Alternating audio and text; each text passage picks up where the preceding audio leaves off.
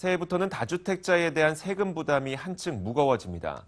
오는 4월부터는 양도세 중과가 적용되고 정부에서도 보유세 개편 논의를 본격화했는데요.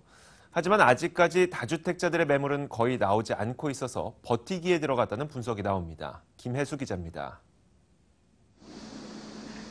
재개발 기대감으로 갭 투자자가 대거 모여든 서울 동작구 흑석동의 한 아파트 단지입니다.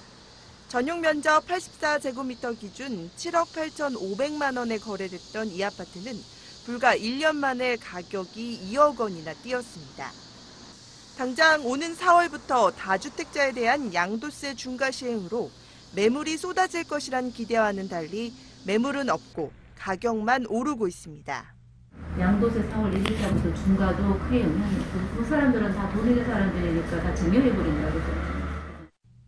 실제 지난해 1월에서 11월 전국의 주택매매 거래량은 1년 전에 비해 9.2% 감소한 반면 같은 기간 주택 증여 건수는 11.3% 증가했습니다.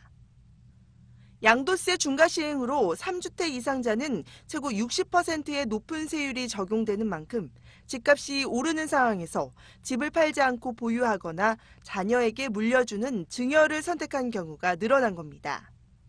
특히 서울 등 핵심 지역의 경우엔 매물이 나오지 않을 가능성이 더 높아졌습니다. 다주택 보유자분들의 경우에는 이런 주택임대사업자 등록이라든지 이런 것들을 통해서 조금 더 장기적으로 보유하려고 하는, 특히 투자 가치가 있는 물건일수록 그렇게 할 가능성이 좀 높다라고 생각이 됩니다. 하지만 보유세가 인상된다면 상황은 달라질 수도 있습니다.